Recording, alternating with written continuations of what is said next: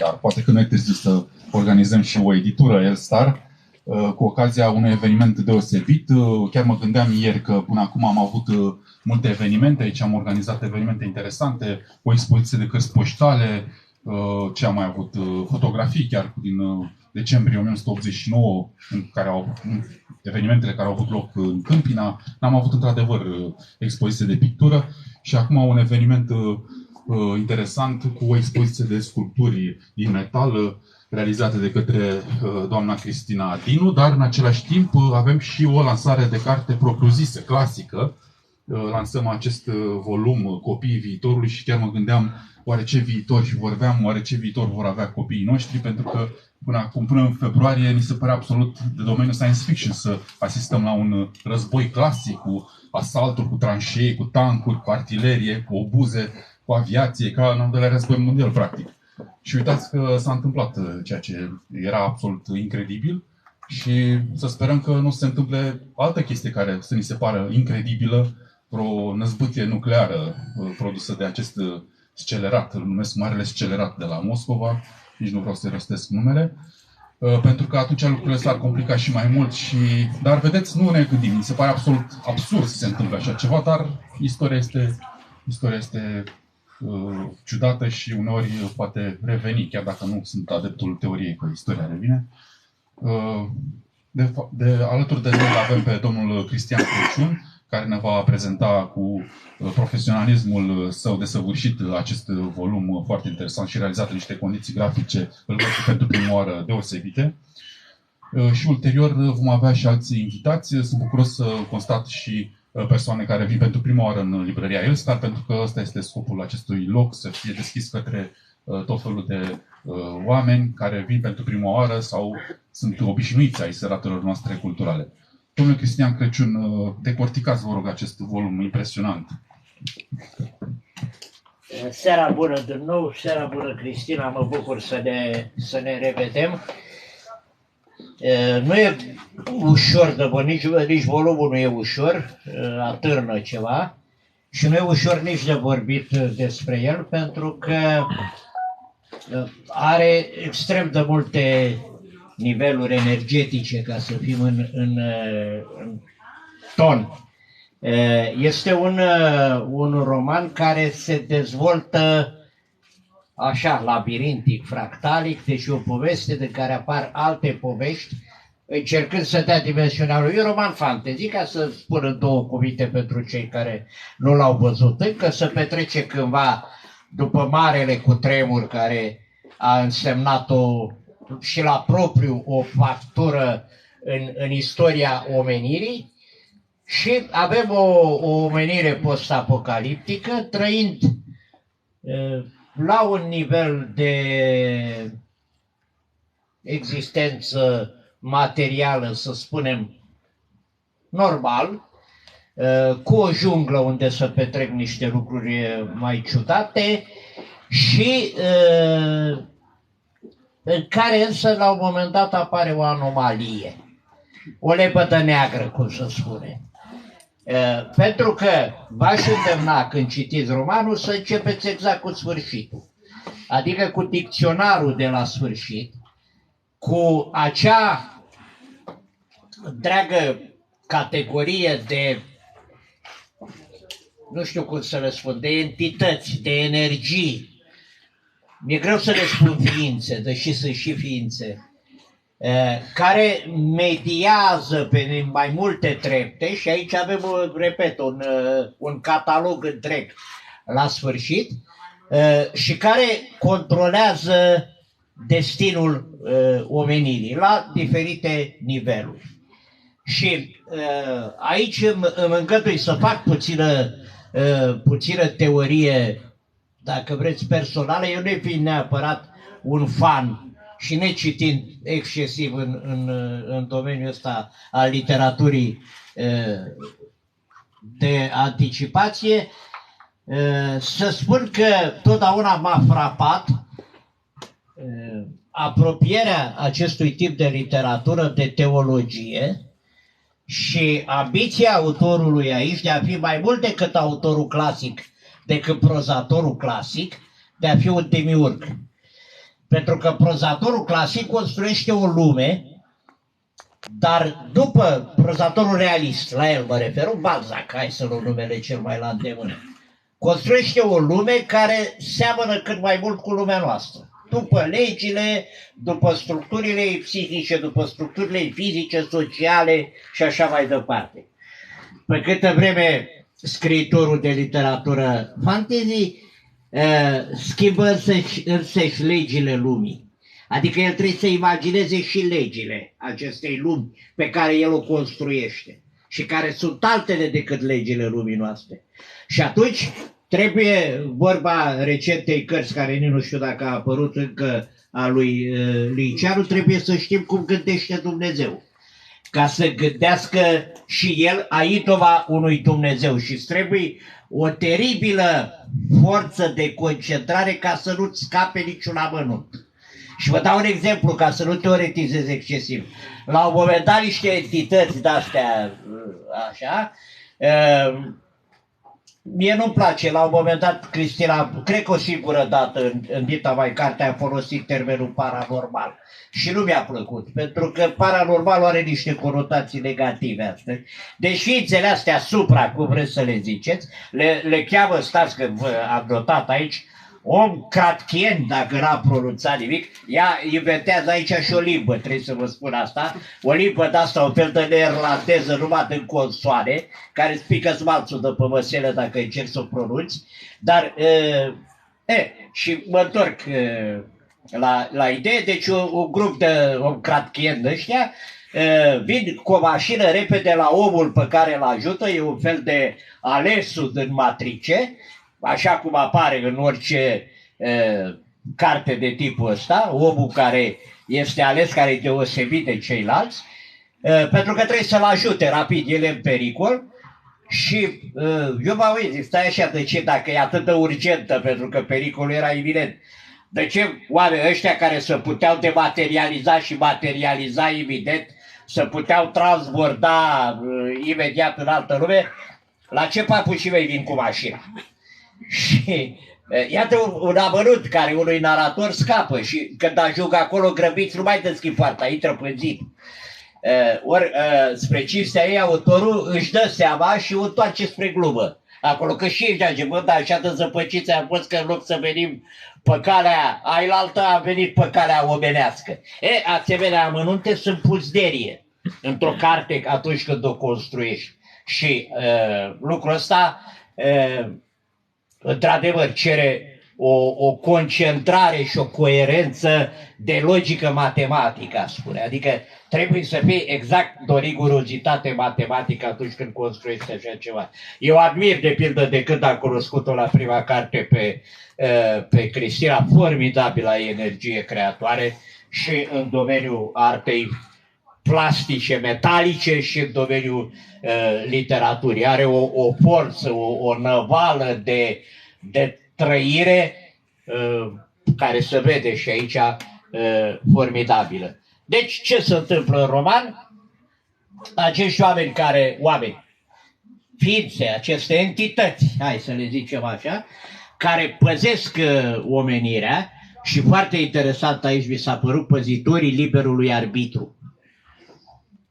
Cine știe puțină filozofie și știe ce e la liber arbitru, cum să păzești liberul arbitru? Că atunci nu mai e liber. E și o chestie de foarte mare subtilitate aici, care arată în ce măsură libertatea, cum spune o foarte mare carte recentă apărută, libertatea e numai atunci când are limite, când are granițe. Și această ierarhie, care seamănă, bineînțeles, cu ierarhia cerească, pentru că, repet, orice scriere fantezie este o teologie, încearcă să-l ajute pe acest om total nepregătit, deci un inocent. Și aici avem structura basului, evident. Cel mai neajutorat, cel mai neimportant, capătă, și sunt multe, sigur, literatura fantasy nu se poate desprinde de structura mitului și structura basului. Pentru că eu sunt convins că astea sunt în ADN-ul nostru și nu le putem depăși. Structurile alea sunt structuri informaționale, apropo de circulația informației de aici și a energiei, sunt structuri informaționale care circulă de cât e omenirea omenire și dacă au mai fost, cum se stipulează aici, și alte omeniri și vor mai fi și altele în alte cicluri de ființare ale planetei, cu siguranță că aceste structuri vor rămâne în datele lor esențiale aceleași. Și, ca o paranteză, e meritul lui Eliade de a fi descoperit, de a fi accentuat foarte tare aceste invariabile general umane, pe care le găsim și aici.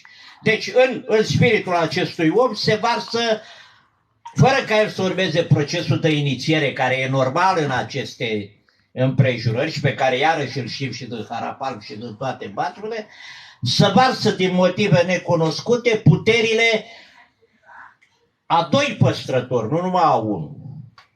Ceea ce, evident, e mult peste capacitatea unui singur creier. Și de aici încep toate pățanile din aceste entități care se zizează teribilul colaps energetic, e ca o stea neagră care atrage toate energiile universului, creierul acestui Herbun, pe care eu l-am decodificat prin corcirea celor două limbi, ca simplu un om bun. Nu? Un her și un bun. Prin corcirea nemțestei cu românească.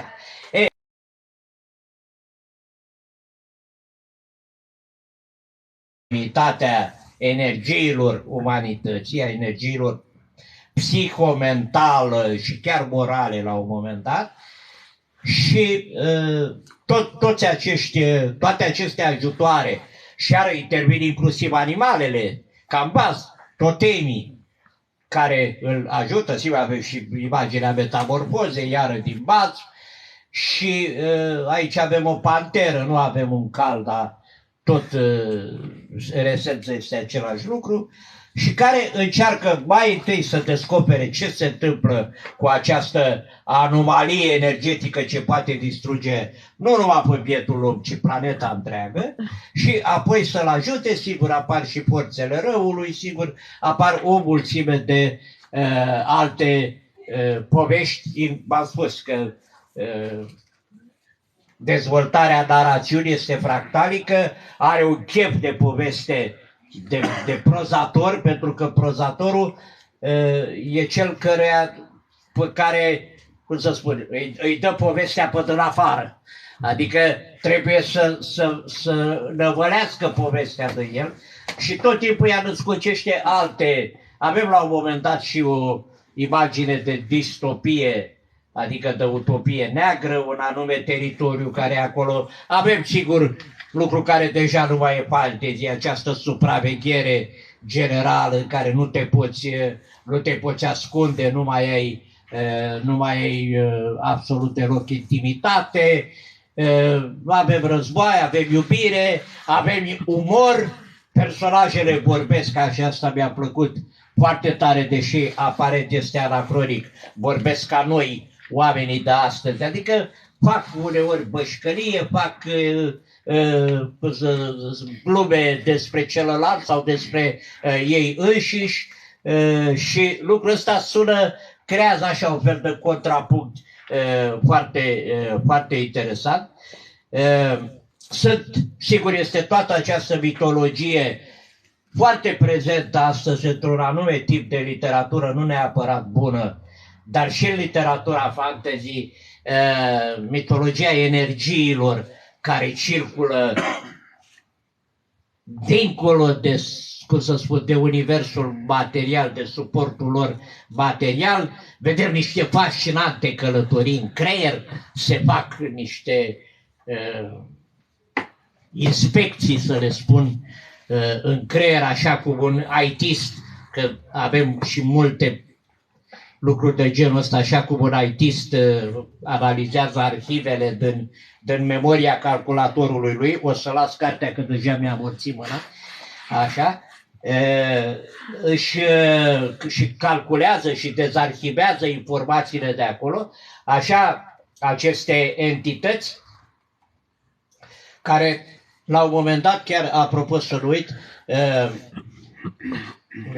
le-am numit la un moment dat entelehii, în sensul originar aristotelic, adică sunt un fel de proiecții ale unei umanități perfecte, ceea ce iarăși este un numitor comun al literaturii fantasy, care caută o umanitate perfectă.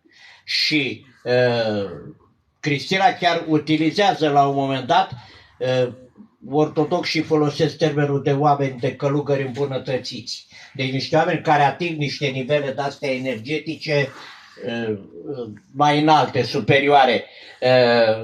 Și Cristina folosește și un termen, nu le zice perfecționați, nu mai știu exact, acum nu găsesc unde am notat, dar importantă este ideea aceasta că omul, mi-am pierdut știința, că omul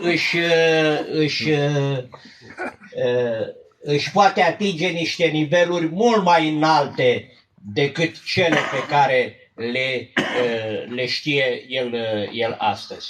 Și, repet, mă întorc după paranteza asta lungă, să nu uit de unde am plecat, aceste entități și nu numai lui, și ele între ele își scanează creierul, își intră el și cum să spun, îl răvășește și îl analizează toate părțile pentru a vedea ce s-a întâmplat acolo.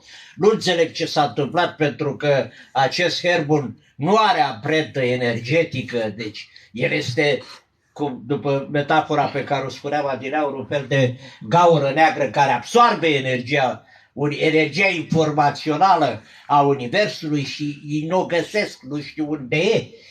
Acea energie care, în mod normal, ar trebui să explodeze și așa mai departe. Este pasionat, ca orice roman fantasy, are și o parte de aventură, are și o parte de dragoste, are și o parte de filozofie foarte interesantă despre condiția omului, despre limitele omului, despre condiția cunoașterii, pentru că e foarte... mă gândeam ca să glumesc și eu puțin ce mult le-ar plăcea elevilor noștri un univers cum îl descrie ea, adică așa să vină cineva și să-i toarne în cap pur și simplu informația, să-i arhiveze informațiile pe sertărașe și după eventual profesorul să vină să-i dăscuie arhiva cu tare. Da, uite, ai toate fișierele acolo, ești în regulă, poți să iei bacalaureatul. Ar fi bine pentru ei să nu le dai să citească asta, că nu să mai duc la școală și așteaptă să le aducă cineva informația de-a gata. Din fericire că suntem departe de acel moment și din fericire creierul nostru trebuie mult pus la ungă de aici. De asta aici suntem într-un proces post-inițiere. Pentru că multe asemenea mitologii pun accentul normal pe inițiere, adică pe truda de a ajunge la acest nivel energetic superior, la această îmbunătățire. Aici totul vine după, pentru că peste inițiere și iarăși ei sunt uimiți aceste entități, aceste entelehii. Entelehie însemna scopul, că am uitat să spun, însemna țelul suprem la Aristotel și atunci aceste ființe mai aproape de perfecțiune, că nici ele nu sunt perfecte și o întreagă ierarhie și acolo, sunt un cel pentru umanitatea din această carte. Am găsit aici om dezvoltat, îi spune Cristina la omul îmbunătățit acolo. Este și un vizionarism, fără de care, sigur, literatura asta fantastică nu poate exista. Adică o hartă, o lume care ar putea să fie, nu știm dacă va fi așa, nu există, totul se petrece, vedeți, la nivelul psihomoral, nu la nivelul tehnic, nu e științifico-fantastică. Adică nu avem mecanisme, transformeri și alte chestii de genul ăsta, roboți și alte minunății de genul ăsta. Totul se petrece în mintea umană. Mintea umană e pleonasm sau nu e? Nu, că în carte nu e în niciun caz, pentru că și Totemii aveau tot o asemenea minte, aici este și ecologistă, are o apăsare tare pe pedală pentru unitatea originară a materiei, a vieții. Nu există ruptură între nivelurile vieții și de-aia nu este nepotrivit să spunem doar despre mintea umană, pentru că ai și totemii care controlează această minte. Sunt istorii, sunt coborâri la originele, în epoca de piatră, la originele umanității. Ajungem și la Auschwitz. Repet, este o bogăție, nu e zăpăceală. Sigur, eu acum câteva minute câte am și fiind eu zăpăcit de la natură, induc zăpăceala mea romanului, dar ele curg natural în structura logică. De asta spuneam la început că are o arhitectură, are o logică de demonstrație matematică, așa cum trebuie să fie. Acum, o chestiune filozofică finală, dacă vreți, cu care aș vrea să închei, ideea asta, dacă e bine sau e rău că umanitatea este dirijată. Încotro, asta nu suntem noi ființe îmbunătățite ca să știm încotro. Fiecare avem câte o idee, apropo de cel căruia Codruț i-a urat la mulți ani în felul lui Evaia din Aur. Fiecare avem ideile noastre despre cum va curge viitorul. Fiecare avem ideile noastre despre cine ne dirigează, de la nivel uman și de la niveluri mai înalte decât cel uman. Nu știm cine dintre noi are dreptate, dar această umanitate e mesajul cărții până la urmă mie mi s-a părut optimist. Pentru că toate aceste entități care stau deasupra ființei umane simple, o ocrotesc într-un fel. O ocrotesc și o dirigează spre ceva bun, o păstrează. De-aia numele ăsta de păstrător e foarte puternic, foarte bine ales. O păstrează în datele ei originare ca o enclavă în univers, pentru că sunt trimiteri și la structuri similare din alte universuri și din acest univers, dar în alte timpuri. Deci e ceva reconfortant să știi că cineva are grijă de tine.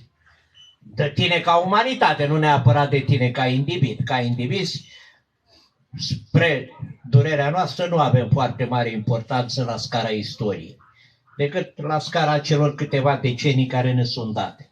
Dar ca umanitate, se pare că cineva acolo sus ne iubește, fie că îi zicem om cratien, fie că îi zicem cum îi zicem, așa, scuză-mă că pocesc limba originară a omenirii, cum spune ea foarte frumos, și asta, printre altele, demiurgul literaturii fantastice trebuie să scocească și o limbă. Sunt multe romane în care adevărate cuvinte, începând cu cuvântul robot, cum bine știți, sunt născociri ale unor oameni care au simțit nevoia să inventeze și limbi ale altor umanități, ale altor universuri și așa mai departe.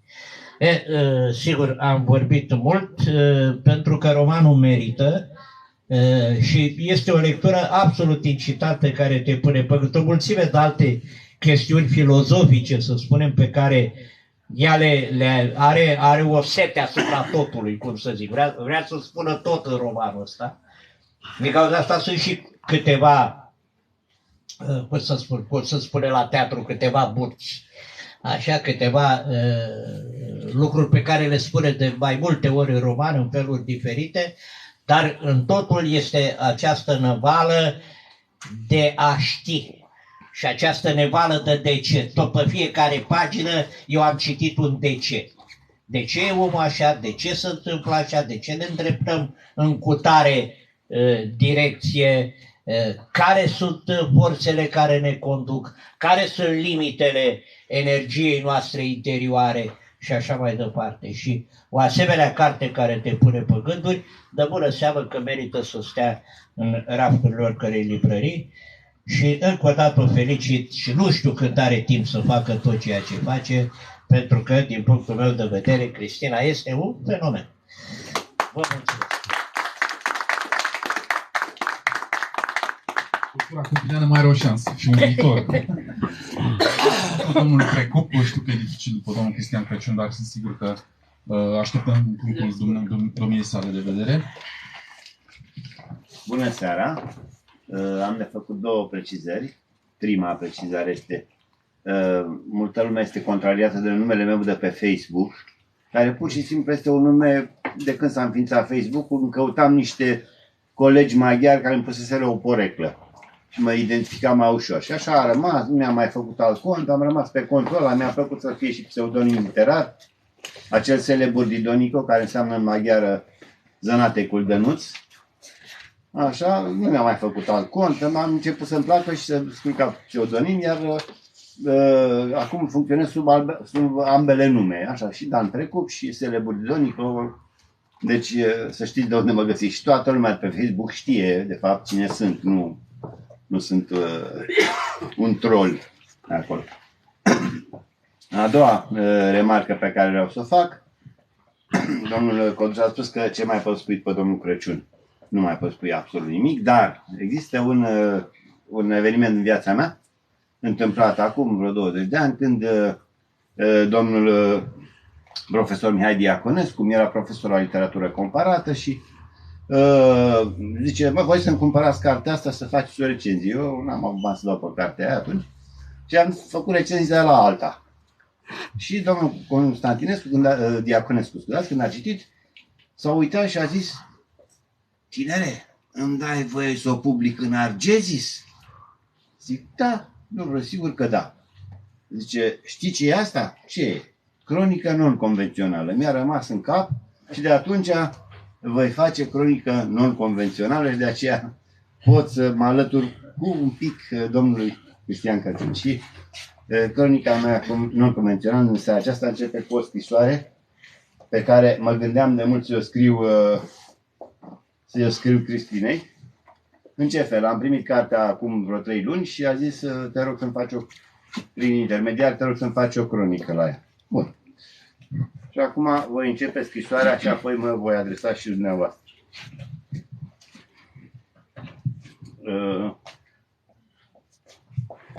Să fim da Cristina e Dan Precup, omis guac, onc guac, long, onc, câmpina, manic, vergit, coco, vercuihez, hazomocrum, ele e coco, vig, ho, hoch. Am înțeles, ele e coco, aia am înțeles. Aia este, ultima dată. Chiar ați pronunțat foarte bine armonia vocală din cuvinte. Super! Prima oară te-am văzut într-o chitară. Era la Irinel Păterasu chitară. Atât de frumoasă, făcută din șuruburi, lanțuri și m-a șocat, efectiv, Cristina. Eu, de fapt, în fiecare zi scriam câte o scrisoare pentru că vreau să te întreb, femeie, dezvăluie-mi, te rog frumos, cheile scrierii acestei cărți. Și mai ales mă incita, Cristina mă incita foarte mult de unde ai luat-o această limbă și cum ai construit-o. Și am zis, nu, n-am să-ți cer, sunt la două clicuri distanță să-ți scriu și nu vreau, până în momentul în care nu voi desluși eu ce este această scriere a ta. Și cum prima oară te-am văzut într-o chitară și mi se părea că ar sta frumos în colțul chitării mele pline de praf, acolo în cameră pe care nu cântă nimeni, așadar la aia ce să faci? Poți să o ridici să cânti? Nu. Iarăși. Cristina, citesc din romanul tău și mă apucă ideea să scriu și o carte. Cartea ta se numește Copiii viitorului. Eu vreau să scriu o carte, Boșorogii prezentului. Da.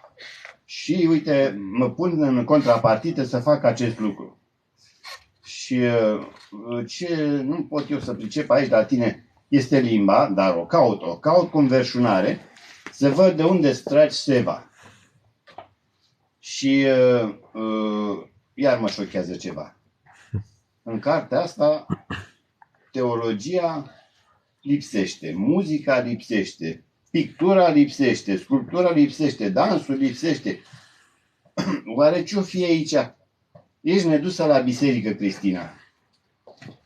Și mi-am imaginat cum o duc pe Cristina la biserică. Cum să o duc? O duc la prima oară la seminarul din Socola. Și într-o seară scriu: Cristina, orbecă-i după Brăila și nu mai pot să dorm și să trag la ghioase. Poate n-ați înțeles și am să spun acest mesaj, dar atunci încep eu să vă decriptez. Vă întrerup și eu puțin, mă scuzați. Dacă puteți să stați pe scaun, vă rog, într-o parte, să o vedem și pe Cristina. Da, așa. Perfect. Să lângă Cristina, unde doriți noastră. Să nu mai... Să stea pe fotoli. Da. Stați acolo. Perfect. Stați pe fotoli. Nu, stau, da. Stați, e mai bine. Dacă să rezolvă. Perfect. Plec de la zicarea românească și a găsit Torbul Brăila, că de asta era vorba. Cum decriptăm asta? Nu, asta este o metateză paronimică, pur și simplu. Era vorba, a găsit Torbul Brila. Dacă un Brila era ochelarii pe vremuri, a dispărut din limbajul nostru, a ajuns pentru o metateză și a găsit Torbul Brăila. La fel și expresia din seminarul de la Socola, atragerea la ghioase, pe care Ioan Creangă și-o imagina că cel mai greu examen al studenților era să cânte la muzică acolo, avea profesor foarte sever și toți ieșeau pe coridoare, nu stăteau în liniște să citească ca la alte materii, și cântau agios, acolo după melodia lui Anton Pan, și cântau agios în toate felurile și vocile lor măgărești sau mai puțin armonice și false și își găseau aceste lucruri. Iar noaptea, când se duceau frânți la culcare, începeau să sfore, bineînțeles, în căminul la plin de studenți și ei își spuneau între ei, iarăși trage la aghioase, adică iarăși sfore. Însă la noi a ajuns expresia că iar trage la măsea. Bun. Trec mai departe, Cristina, și spun. Deci nu găsesc pipăi, orbecăi. Nu înțeleg ce se întâmplă aici. În câmpul ce îițea bruturează, ia să zic eu, nu cumva o fi o Bumbarbac de la ce să fie de la Bumbarbacul ăsta? Cam Bumbarbac de la poeta noastră celebră care a inventat limba spargă, o fi o limba spargă pe care ai scris-o? Nu se potrivește. Nu prea există cuvinte asemănătoare cu limba noastră. Și atunci ce fac?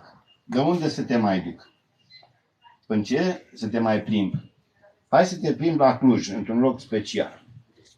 La Cluj, într-un loc special, care se numește un Institut Teologic Maghiar, acolo vine un student și începe, făcând o glumă foarte faină, cântând acum și pururea și vecii vecilor pe ungurește. Aveți înțeles, toți studenții au râs, pentru că orientalismul, nu că n-ar exista aceste cuvinte în melodica protestantă sau catolică, dar intonația ortodoxă le produce un râs și un rizibil fantastic. Și toți râdeau, unul singur nu râdea. Și nu pricepea. Și zice, ce-i cu tine, măi? Tu de ce nu râzi? Păi zice, eu sunt de la Budapesta. Bun, și care e problema? De ce nu râzi? Nu vezi rizibilul? Zice, nu. Că eu la Budapesta, când mă duc în biserica ortodoxă, o aud cântată în ungurește. Și m-am obișnuit cu ea. Păi la voi se cântă în ungurește? Da, bineînțeles, toate bisericile cântă în ungurește, nu? Și sunt familiarizat cu melodica orientală și în ungurește. Așa, acum să mă familiarizez și eu cu această melodică a versurilor tale, a limbii tale, încep să caut mai departe. Și intrând adânc în carte, Cristina scriu într-o seară: măi, tu-ți bagi joc de mine? Tu știi că eu sunt adeptul lui Luther? Tu știi că mie îmi place luteranismul și îl ador. Sunt poate cel mai înverșunat luteran din tot județul ăsta. Știi ce a scris Luther? De servo arbitrio. Cum îmi vorbești tu mie aici de liberul arbitru și de păzitorii liberului arbitru? Este imposibil așa ceva. Sunt 500 de ani de când Luther se ceartă cu Erasmus din Rotterdam, scriind fiecare câte o carte celebră despre liberul arbitru și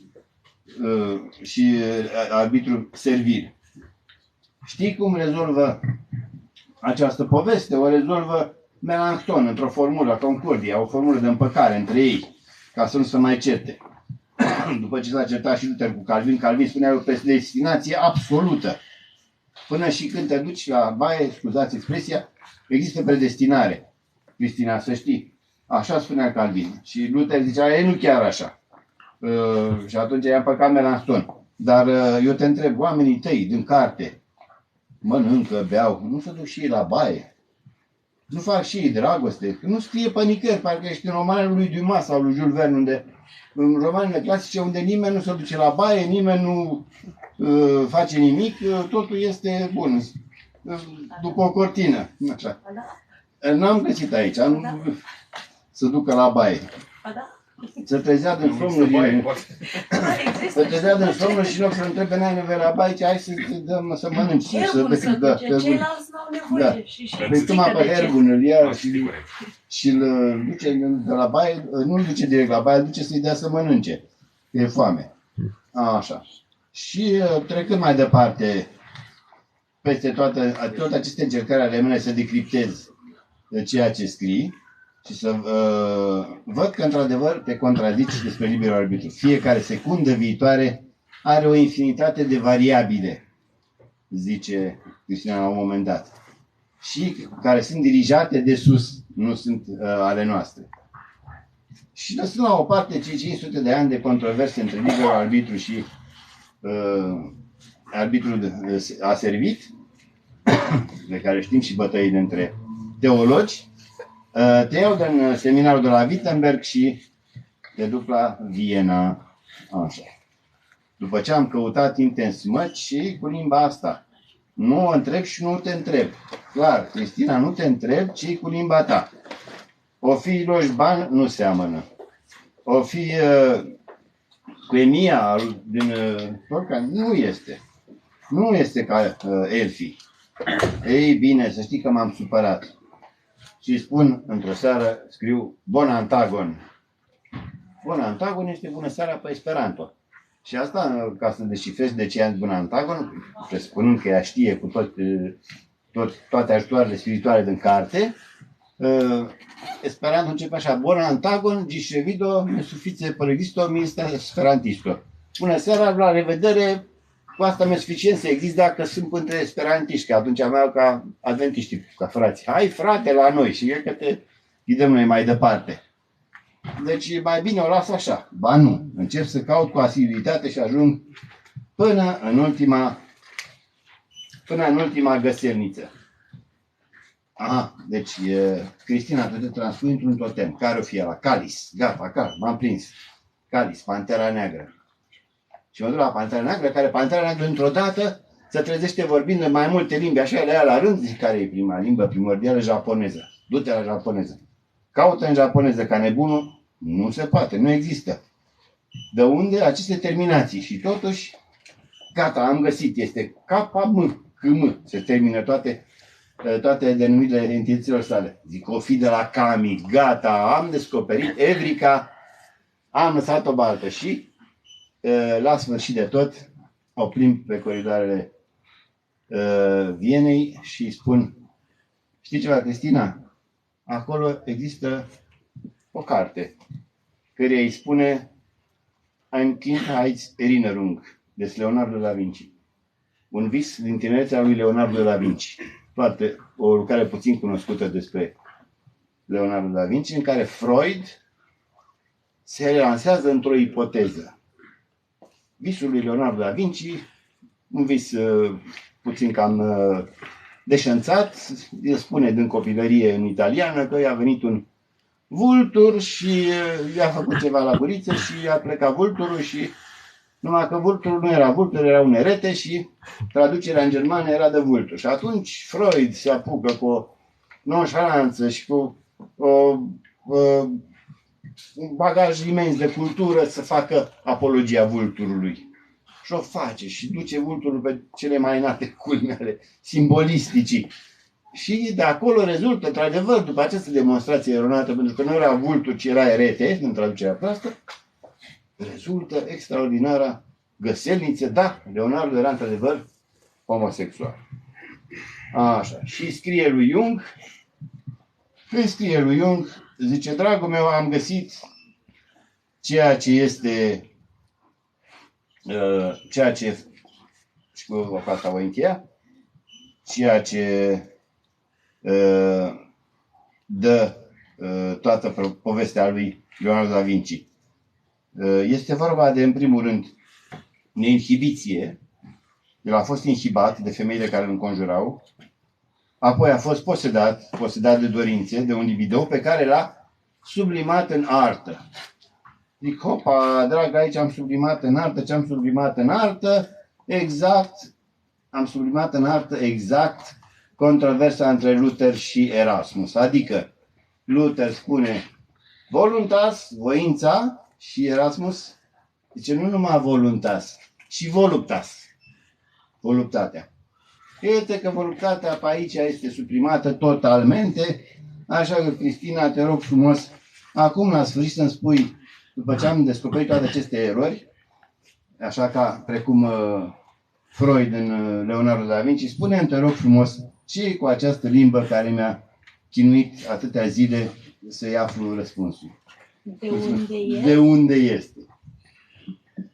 Deci este pur și simplu. Da, m-am uitat pe la toate limbile și, am încercat să fac o construcție care să reduc la minim posibilitatea ca un cuvânt inventat de mine să însemne altceva într-o limbă deja existentă. Da, deci asta a fost cheia care m-a dus în eroare și care m-a chinuit timp de... Dar cu japoneza e cât se poate de real. Mi-a plăcut întotdeauna la japoneză armonia vocalelor. Vocală, da, și acel câmă este cumva de la Kamika. Asta vreau să știu dacă l-am găsit pe Leonardo da Vinci cu vulturul sau nu.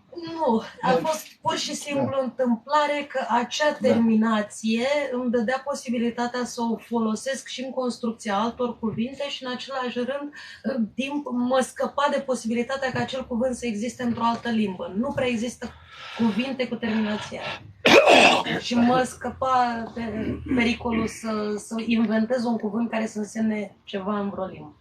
Mulțumesc frumos și... Cu drag. Și mulțumesc. Aceasta.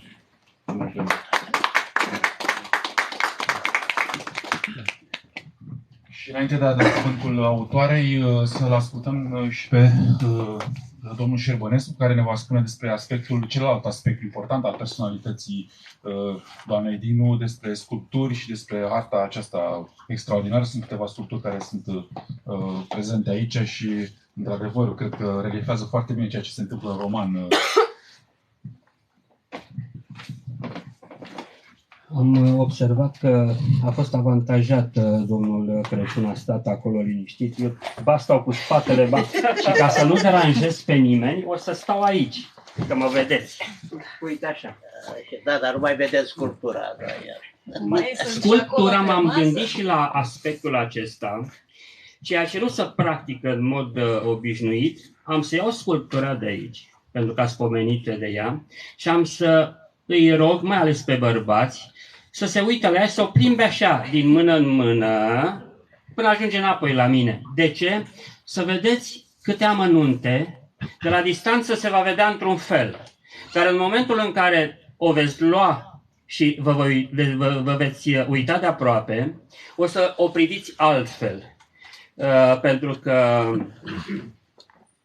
în această seară este prezentată o fiară. Cristina e o fiară, să știți, dar e și un înger în același timp, sau o zână.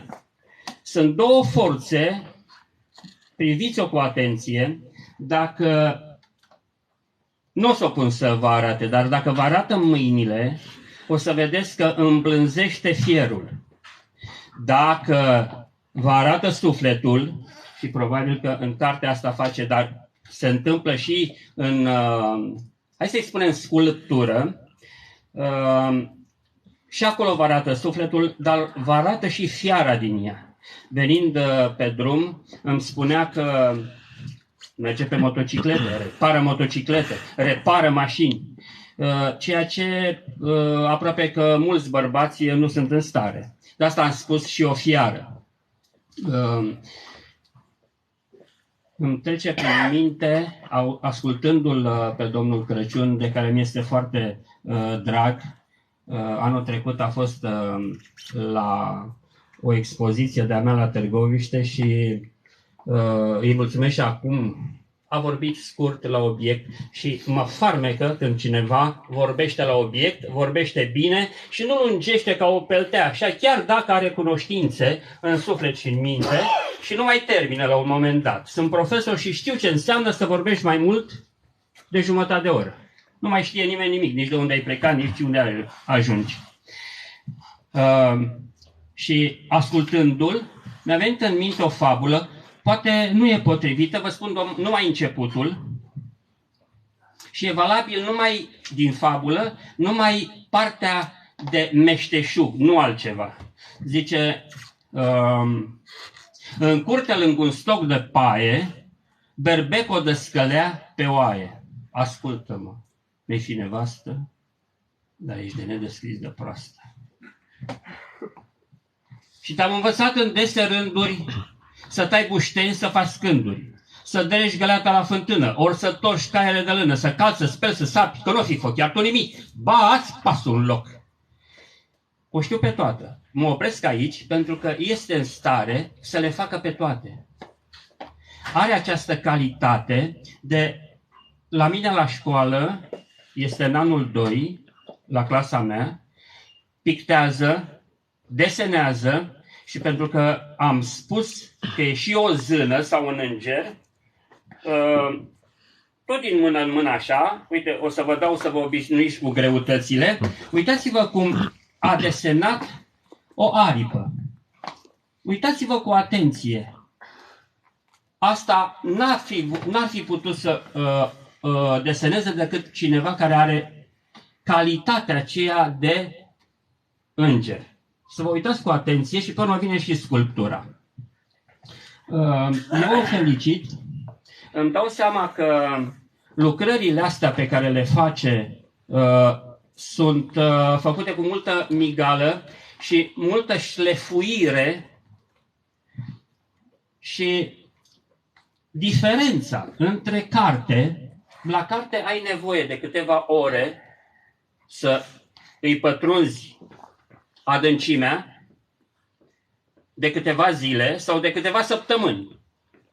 La sculptură, la pictură, poți să citești lucrul acesta foarte ușor, privind câteva secunde, sau un minut, sau 2, sau 9, în funcție de interesul persoanei care privește opera de artă. Se citește mult mai ușor.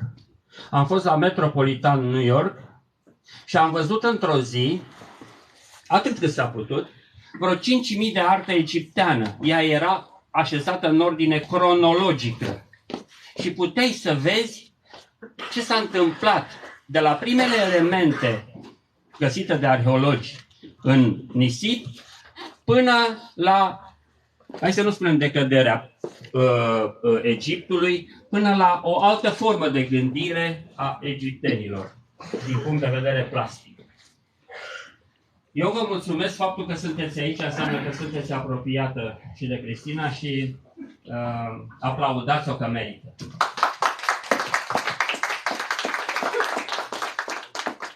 Da, pe asta.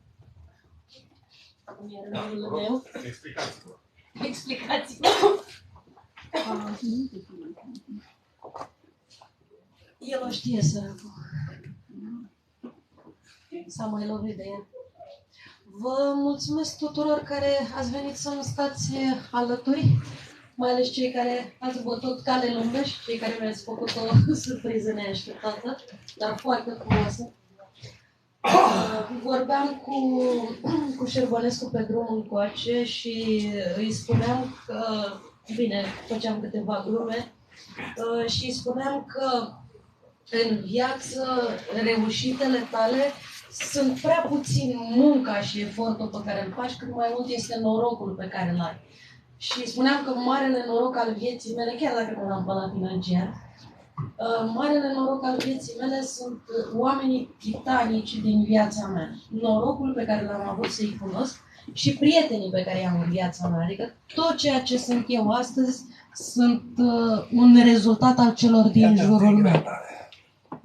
Și aici este marea mea reușită, că am fost primită în viața unor oameni deosebiți, cum e domnul Crăciun, că mi se face sufletul așa un bulgăraș de fericire de fiecare dată când mă întâlnesc cu dânsul și vorbesc, cum este Mihai Șerbănescu, cum din seara asta sper că o să fie domnul Precup și toți prietenii pe care i-am alături. În încheiere, ca să nu vă țin, că spuneam că eventual dacă iau aparatură și vorbesc prea mult, să încuie ușa să nu plecați. Cred că cea mai mare bogăție pe care o are umanitatea este cultura. Și cea mai mare reușită pe care a putut să o facă umanitatea a fost arta. Pentru că tehnologia și știința sunt apărute pe spatele artei. Artele au fost primele care au făcut dezvoltare tehnologică, științifică și de toată natura. Și cum se face că aici nu este artă? Nu e muzică, nu e pictură, nu e... dansează un urs și atât. Cum se face? Avem și un volumul 2 care trebuie să iasă. Și e post-apocaliptică, a fost apocalipsul acolo care a distrus tot. În primul volum am pus, exact cum și domnul Crăciun, am pus mai mult accent pe om, pe a înțelege omul și direcția în care o ia în funcție de circumstanțe.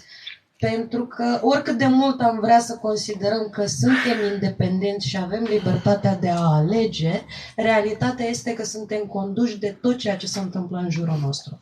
Și suntem mai mult sau mai puțin cu ghilimelele de rigoare niște sclave ai circumstanțelor. Și asta am vrut să subliniez, că ai libertatea de a alege și ai libertatea de a deveni de sine stătător și să îți poți controla toate alegerile în momentul în care ajungi să te cunoști cu adevărat. Ajungi să intri în interiorul tău și să te înțelegi pe tine tu cu adevărat și să vezi unde sunt locurile în care îți scapi singur din mână. Altfel, nu mai putem vorbi de liberul arbitru. Și de-aia avem nevoie de niște păstrători care să ne apere de noi înșine.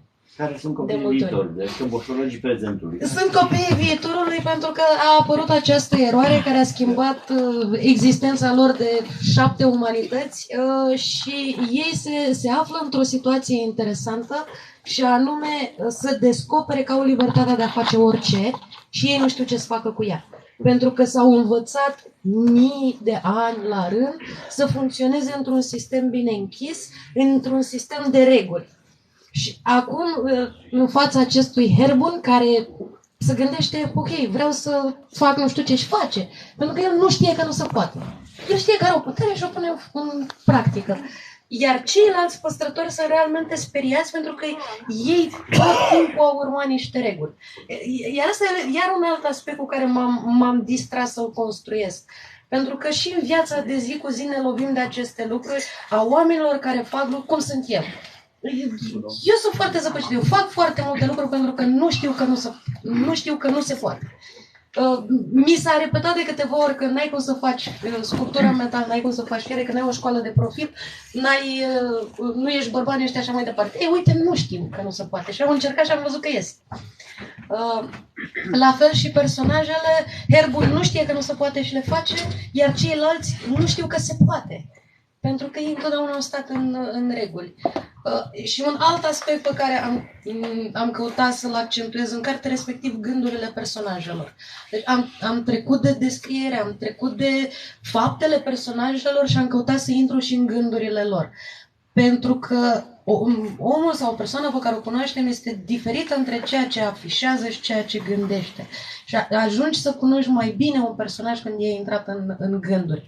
Și realitatea este că aceste personaje care trăiesc vieți lungi și care o duc bine mersi și au și niște puteri mai aparte și sunt evoluați, îi zice că o duc bine mersi.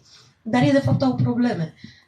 Este Matei care suferă din cauza acestei vieți lungi. El și-ar dori ca inima lui de om să nu mai funcționeze, să nu mai simtă. Și este o problemă să ajungi să trăiești câteva mii de ani simțind. Da, cum zicea domnul Crăciun, mie personal îmi este greu să vorbesc despre cartea mea. Îmi e greu să o descriu pentru că are într-adevăr atât de multe planuri și atât de multe personaje, încât vorbind despre unul le dezavantajez pe celelalte. E dificil să o descrii. Vorbește despre fiare atunci. O să vorbesc despre fiare atunci. Am să o iau în ordinea în care s-a întâmplat și discuția. Ceea ce nu reușesc să spun în scris, spun în fiare. Și ce nu reușesc să spun în fiare, spun în scris. Îmi dă libertatea, fierul îmi dă libertatea să-mi imaginez niște întâmplări și niște emoții și niște lumi pe care eu din alte materiale n-aș putea să le construiesc. Metalul chiar îmi dă această libertate de a sublinia și de a modela anumite detalii pe care nu văd alt material dispus să-mi ofere această libertate, pe care o obții cu sudura și polizatul. Deci, aceste două scule pe care le-am învățat din mers sunt absolut fascinante. Și aici, chiar majoritatea asta e construcția, este polizat și sudat. Toate detaliile sunt din astea două scule. Încerc să spun povești, de fapt, cu obiectele. Cineva îmi spunea la un moment dat că nu știu cât de bine m-aș potrivi eu în mari galerii, deși am obiecte acum în galerii de artă, pentru că nu urmez niște reguli. Și nu le urmez nici în scris, nici în sculptură, nici în nimic din ceea ce fac, pentru că eu îmbrac ceea ce fac, îmbrac ideile mele în ceea ce fac. Deci nu construiesc un obiect și după aia îi dau o poveste. Am o poveste pe care obiectul trebuie să o îmbrace, să o spună. Și atunci n-am cum să urmez niște reguli, pentru că fiecare poveste se vrea spusă în alt mod, în alt material, în altă construcție. Sunt obiecte pe acolo care sunt din rebuturi și sunt obiecte construite de la zero, cum este acea mână care ține globul, care eu îi spun în mâna ta. Și este mâna dreaptă pentru că, într-adevăr, soarta ta și a lumii stă în mâna ta, în alegerile tale, în ce faci tu. Deci nu urmez reguli. Nu știu dacă e bine, nu știu dacă e ok. Mi s-a mai spus că ar trebui să fac serii de obiecte ușor recunoscibile. Nu vor ideile mele așa. Vor hăinuțe diferite. De ce fier, Cristina? De ce nu lemn sau piatră? Poate pentru că fierul se moaie la foc? Sunt două motive. Este unul, nu sunt în stare să lucrez cu materiale fragile. Nu sunt eu în stare, sunt un om foarte împiedicat. Să fie tare, să lupți cu el. Și lemnul mi-e atât de drag în sobă când face căldură, de nu vă pot explica. Așa vine să pe lângă sobă. E incredibil. Iar mai e încă un avantaj al metalului. Lumea când vede metal și s-au obișnuit oamenii cu balustrăzi, garduri, mașini, motociclete, scaune, mese, au ajuns să vadă metalul ca un obiect cu strictă utilitate, cană, farfurie, lampă și ca un obiect rece. Și mie îmi place să scot căldura din el și să arăt că metalul poate fi cald și poate atinge sufletul și nu este un obiect de strictă utilitate. Poate avea mai mult. Mai zic ceva? Mihai? E ok? Mai zic ceva de fiare? Este perfect, în afară de literatură, de fiare. Desen, da, desen, exersez. Și pictură. Nu v-a adus, dar o să vă aducă. La următoarea carte o să se prezinte și cu pictură și desen. Ai și darul discursului. Felicitări! Mulțumesc! Să fim o organizatură în 2024. În niciun caz, nu Păi, a spus că sunteți de neoprit, adică poate nu orașul politic, Câmpina are nevoie de cineva de neoprit. Nu, am limitele mele. Știi că la concurența care e la Elstar acum trebuie să te cam planifici pentru 2024. Pentru 2000. Adică, vezi că facem în fiecare zi acum, așa. Am înțeles. Sunt întrebări în public? Atunci, sesiunea de autografe. Nu au ținut întrebare, da? Eu te-am identificat acolo, încercam să identific Care personaj sunt eu? care este personajul, pui dacă te apropie sau nu, este șacalul care te-am identificat. Da, acolo am pus cel mai mult din mine. Ecranizare ceva?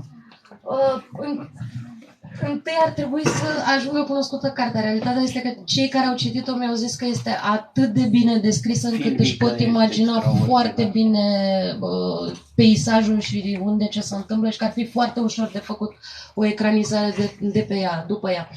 Problema e că ar trebui să o traduc în engleză și să o public prin niște țări cu ceva mai multe finanțe și bugete pentru filme și altele din serie. Și pe lângă sesiunea de autografe am adus și prăjituri bune și sucuri și apă. Puteți să vă serviți acolo. Deci nu sunt bine. Altă întrebare? Gata, sărim la mâncare? Autograf. La autograf. Eu am. Hai, nu vă lasă.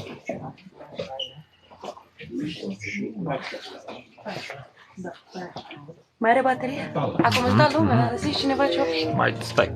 Mai stau? Eu nu v-am dat autograf, vă dau autograf. Nu pot să vă returnați. Stați o secundă, mă duc la mașină să-mi iau pixul meu norocos. Pixul meu norocos.